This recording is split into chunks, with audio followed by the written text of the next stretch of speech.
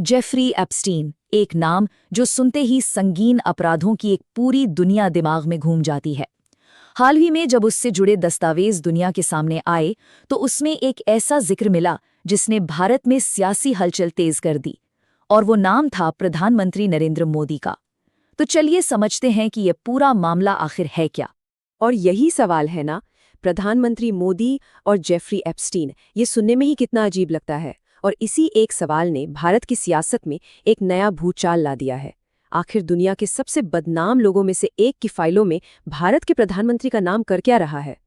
तो चलिए इस पूरी कहानी की जड़ तक चलते हैं। इसकी शुरुआत होती है अमेरिका से, जहां के जस्टिस डिपार्टमेंट ने हाल ही में यौन अपराधी जेफरी एप्स्टीन से जुड़े लाखों पन्नों के दस्तावेज सार्वजनिक कर दिए। तो सवाल उठता है कि ये एप्स्टीन फाइल्स आखिर हैं क्या भला? असल में ये सिर्फ कुछ कागज नहीं है, बल्कि ये एप्स्टीन के ताकतवर नेटवर्क का पूरा कच्चा चिट्ठा है।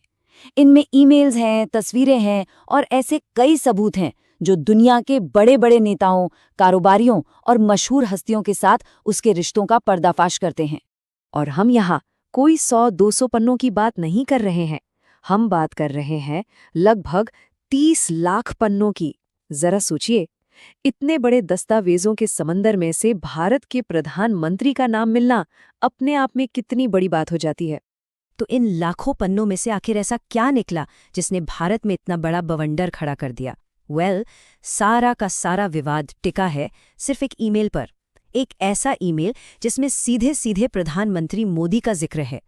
और उस ईमेल का जो पहला दावा है वही सबसे सनसनीखेज है। दावा ये कि प्रधानमंत्री नरेंद्र मोदी ने जेफरी एप्स्टीन से सलाह ली थी। लेकिन रुकिए, कहानी यहीं खत्म नहीं होती। दूसरा आरोप तो आप कह सकते हैं और भी ज्यादा अजीब और हैरान करने वाला है। इसमें दावा किया गया है कि अमेरिकी राष्ट्रपति को फायदा पहुंचाने के लिए उन्होंने इजराइल में नाच गाना किया। और फिर इस ईमेल का अंत होता है सिर्फ 2 शब्दों से।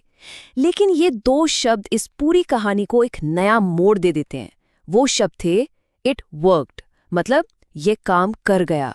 अब सवाल ये है कि भाई क्या काम कर गया? अब जाहिर सी बात है, जैसे ही ये बातें पब्लिक हुई, भारत की सियासत में तो तूफान आना ही था, और आया भी। विपक्ष, खासकर कांग्रेस पार्टी ने इस मौके को हाथ से जाने नहीं दिया और सरकार पर सवालों की झड़ी लगा दी। कांग्रेस के प्रवक्ता हैं पवन खेड़ा, उन्होंने तो इसे सीधे सीधे राष्ट्रीय शर्म का विषय बता दिया। अब इस एक बयान से ही अंदाजा लगाया जा सकता है कि विपक्ष इस मामले को लेकर कितना आक्रामक था। तो कांग्रेस ने सरकार के सामने 3 सीधे सीधे सवाल रखे। पहला, प्रधानमंत्री एक बदनाम यौन अपराधी से सलाह क्यों ले रहे थे? दूसरा, इजराइल में जो भी हुआ उससे किसका फायदा हो रहा था? और तीसरा, और शायद सबसे बड़ा सवाल, ये जो कहा गया इट वर्कड, तो आखिर कौन सी कामयाबी मिल गई थी? और देखिए, ये मामला सिर्फ उस एक ईमेल पर ही नहीं रुका। विपक्ष ने 2019 की एक और चैट का जिक्र छेड़ दिया। इसमें तो और भी बड़े दावे थे, जैसे कि एप्स्टीन और मोदी की मुलाकात हुई, जिसमें कथित तौर पर मोदी ने कहा कि वॉशिंगटन में कोई उनसे बात नहीं करता और चीन को मुख्य दुश्मन बताया। मतलब ये पूरा मामला और भी ज्यादा उलझता चला गया।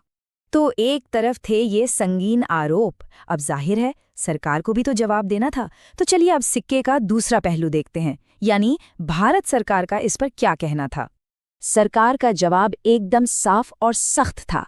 विदेश मंत्रालय ने इन सारे दावों को एक दोषी अपराधी की बकवास कहकर खारिज कर दिया। उनका कहना था कि इसे तिरस्कार के साथ नजरअंदाज करना चाहिए।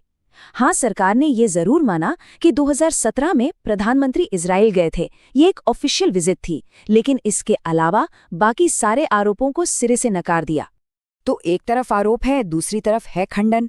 इस पूरे शोर के बीच चलिए उन बातों पर गौर करते हैं जो तथ्य हैं, जिन पर कोई सवाल नहीं है, और वो जुड़ा है प्रधानमंत्री की 2017 की इजराइल यात्रा से।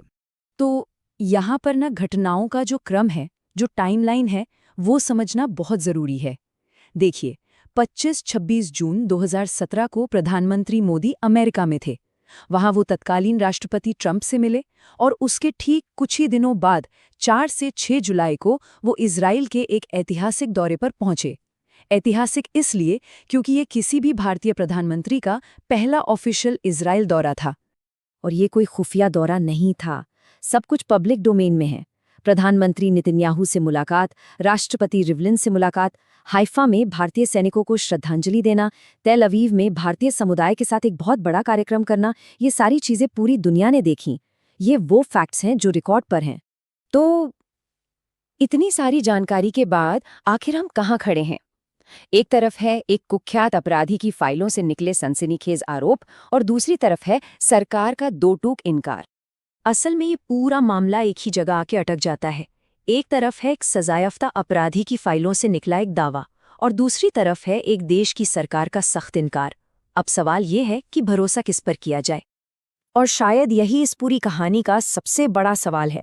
जब इंटरनेशनल हेडलाइंस इस तरह से डोमेस्टिक पॉलिटिक्स से टकराती हैं, तो सच और सियासत के बीच की जो बारीक सी लाइन होती है वो अक्सर धुंधली पड़ जाती है ना? ये मामला सिर्फ एक आरोप या एक खंडन का नहीं है, ये इस बात का भी है कि आज के इस दौर में हम सूचना को, इन्फॉर्मेशन को कैसे देखते हैं, कैसे परखते हैं। ये एक सोचने वाली बात है ज़रूर।